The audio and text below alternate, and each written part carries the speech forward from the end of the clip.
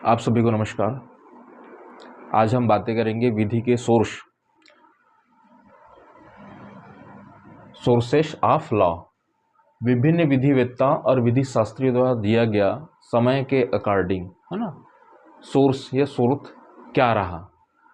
तो प्रमुख रूप से यदि हम बातें करें तो विधि की सोर्स में जो हम सामंड के बारे में पढ़ते हैं, तो सामंड ने अपने समय में एक फॉर्मल सोर्स और फिजिकल सोर्स के बारे की बात किया, औपचारिक स्रोत और भौतिक स्रोत।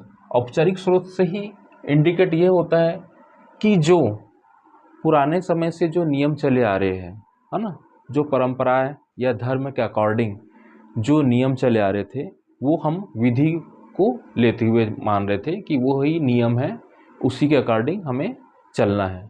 उसी प्रकार भौतिक सोर्स के, फिजिकल सोर्स के बारे में हम बातें करें तो भौतिक सोर्स जो है आज के परिप्रेक्ष्य में व्यक्तियों के द्वारा या संप्रभु के द्वारा जो बनाए जाते नियम थे, वह जो है वो भी विधि के सोर्स माने गए हैं। उसी प्रकार भौतिक सोर्स को हम किस प्रकार से लिया जाता है, तो ये लिया जाता है आपका ऐतिहासिक सोर्स और वैधानिक सोर्स।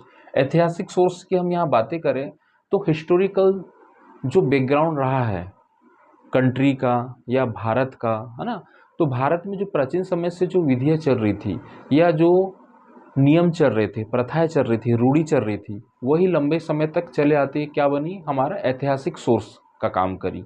और उसी के परिणाम स्वरूप हम विधि के सोर्स ऐतिहासिक सोर्स के स्थान पर लिए। वैधानिक सोर्स से मतलब है आपका स्टेटरी सोर्स।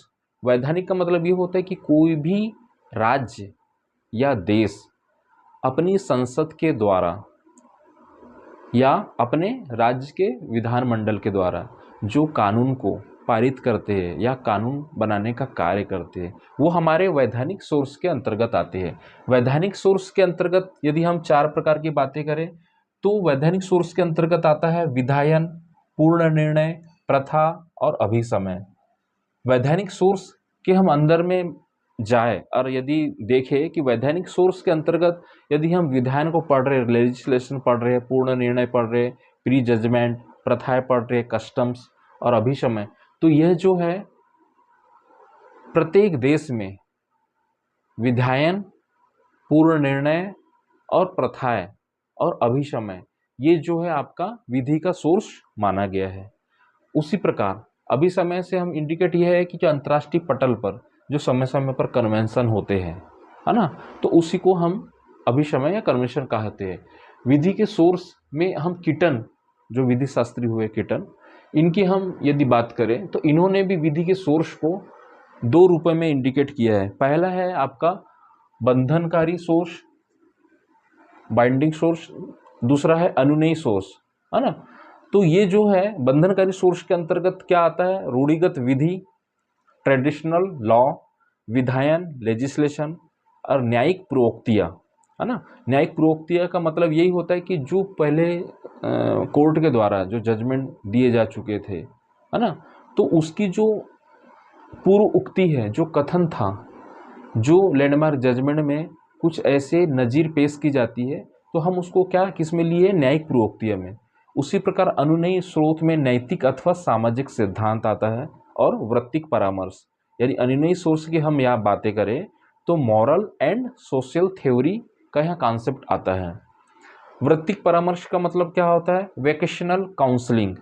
यह भी एक विधि के सोर्स के रूप में यहाँ पर इंगित किया गया है। तो ये आपका विधि के सोर्स में कीटन के विचार रहे हैं। उसी प्रकार हम ऑस्टिन की बात करें तो ऑस्टिन ने भी विधि के सोर्स में प्रमुख रूप से प्रत्यक्ष या वास्तविक विधि निर्माता, दूसरा ऐतिहासिक प्रलेख और तीसरा कारण, विधि के सोर्स उत्पन्न होने के कारण का अध्ययन किया है। तो प्रत्यक्ष या वास्तविक विधि जो होती, डायरेक्ट और एक्चुअल लॉ मेकर, ये जो होती है, जो आधुनिक समय में हम बातें करें तो जो संसद, किसी देश की संसद जो होती, पार्लियामेंट या राज्य के विधानमंडल के द्वारा जो संप्रभु शक्ति कानून बनाने का कार्य करती है, वह विधि निर्माता कहलाती है, जो डायरेक्ट या वास्तविक रूप से विधि का निर्माण करती है। ऐतिहासिक प्रलेख, हिस्टोरिकल डॉक्यूमेंट्स, जो हम बात करें इंग्लैंड की, है ना, तो मैग्ना कार्टा जो चले आ रहा था, है ना, विधि निर्माण का, और वहाँ का जो संविधान लिखित नहीं है, तो जो मैग्ना कार्टा जो ऐतिहासिक प्रलेख है या जो समय के अकॉर्डिंग जो लिखे जा रहा था, उस ऐतिहासिक प्रलेख को हम एक विधि के सोर्स के रूप में ले सकते हैं। कारण रीजन के अंतर्गत ये बताया गया है कि जो अन्य सोर्स जिससे विधि बनाया जा सकता है उसको हम किस रूप में दे सकते हैं, तो एक होता है विधायन, जो हमने यहाँ पर सामंत के समय भी पढ़े थे। विधायन लेजिस्लेशन, न्यायिक निर्णयन, है ना, और रूढ़ि या प्रथा, है ना, कस्टम्स एंड यूसेज। साम्य विधि, है ना, इक्वलिटी जो होती साम्य विधि, है ना। तो इस प्रकार से हमने ऑस्टिन को पढ़ा, कीटन को पढ़ा और सामंत को पढ़ा। 3 विधि शास्त्रियों को पढ़ने के बाद यदि हम निष्कर्ष निकालते हैं तो हम आधुनिक समय में विधि के सोर्स को यदि सार रूप में, हाँ, या समराइज करें तो हम देखते हैं कि जो मुख्यतः आधुनिक या वर्तमान समय में यदि हम मुख्य सोर्स देखा जाए तो 3 हैं। एक है आपका लेजिस्लेशन, विधायन, दूसरा है रूढ़ि या प्रथा, और तीसरा है पूर्व निर्णय या न्यायिक निर्णय। तो इसको हम डिटेल में समझते हैं कि जो विधायन जो होता है ना, जो पहला जो पॉइंट है आपका विधायन जो होता है वह विधि का प्रमुख सोर्स है, और इसका अभिप्राय किससे होता है, इसका जो उद्गम या विधायिका द्वारा जो निर्मित विधि होती है ना, उसको हम विधायन बोलते हैं।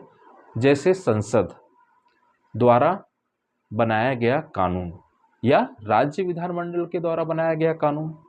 उसी प्रकार बेंथम महोदय की हम बातें करें, विधि शास्त्री जो बेंथम हुए, जर्मी बेंथम, तो उन्होंने कहा कि किसी भी प्रकार का जो विधि निर्माण किया जाता है किसी देश में या राज्य में, तो वह क्या कहलाता है, विधायन कहलाता है, लेजिस्लेशन कहलाता है। उसी प्रकार सामंत महोदय ने क्या कहा कि विधायन विधि का भाव है। जो विधायन है वह विधि का भाव है जो शक्ति प्रदत्त प्राधिकारी के द्वारा या सम्राट के द्वारा विधिक नियमों की घोषणा करते हैं। सीधा सा सरल अर्थ है कि सामंत महोदय बोलते हैं कि जो विधायन जो है वो सीधा सा क्या है, सम्राट या प्रदत्त अधिकारी द्वारा दिया गया विधिक घोषणा का ही रूप क्या है, विधायन है। उसी प्रकार ऑस्टिन महोदय ने क्या बोला कि ऑस्टिन महोदय ने बोला कि सभी वैधानिक कृत्यों के परिणाम स्वरूप विधि निर्माण किया जाता है, और उस विधियों में क्या किया जा सकता है, संशोधन किया जा सकता है, समय के अकॉर्डिंग उसमें परिवर्तन किया जा सकता है, और उसमें चेंजेस या परिवर्तन कर सकते हैं। प्रोफेसर ग्रे महोदय ने बोला कि विधानमंडल द्वारा निर्मित विधि या कानून ही क्या है, विधायन है। ये भी सभी जो विधि शास्त्री है उसी के अकॉर्डिंग प्रोफेसर ग्रे महोदय ने भी